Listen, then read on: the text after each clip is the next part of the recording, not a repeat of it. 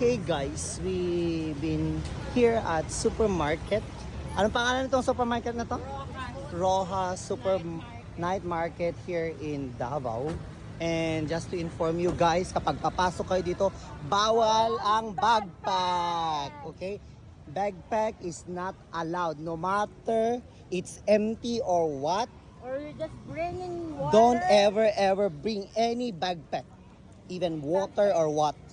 It's not allowed. Okay? There you are guys. And then that is just for your information, okay? For if you are what do you call this? If you want to visit tourists, if you want to go in, then that will be the what do you call this? Consequences. Bringing backpack. No backpack, okay?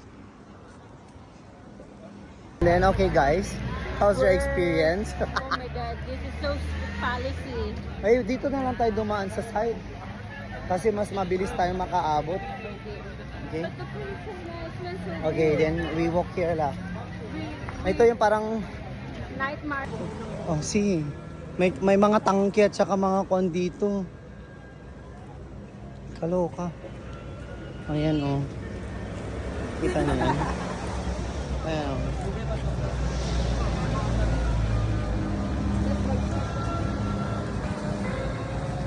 Massage. Where's the entrance? Oh, ito na yung entrance.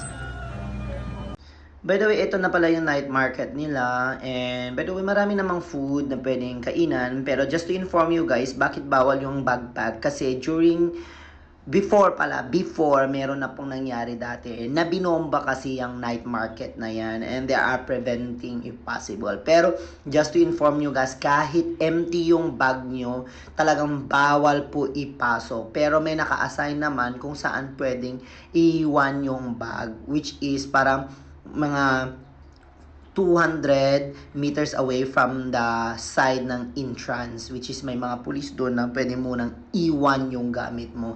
And so far for me, based on my experience, na expensive po siya yung mga food, but nice to try din. At least may pagkukwentuhan din kayo about Davao City. You must try if you want, but I inform you now guys that it's very expensive. Para sa akin, it's very expensive. It's more in grills, pero nakaka-enjoy din kasi yung mga feeling na grilled na foods, lalo na yung mga mahilig sa mga grilled food, and you must try also. And by the way, if you have some question to ask, please don't forget to comment below. And thank you for watching, and hope to see you to my next uploaded videos.